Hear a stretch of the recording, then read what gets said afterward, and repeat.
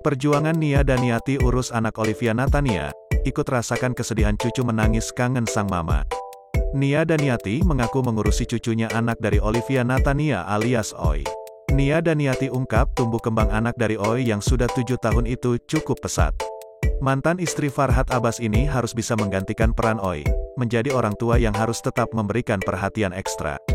Tapi, diakui wanita berusia 58 tahun itu, cucunya atau anak dari Oi justru menjadi penjaganya dikala tidak berada di rumah. Meski begitu, diakui mantan istri Farhad Abbas tersebut, kondisi psikis cucunya terguncang saat tahu harus jauh dari Oi.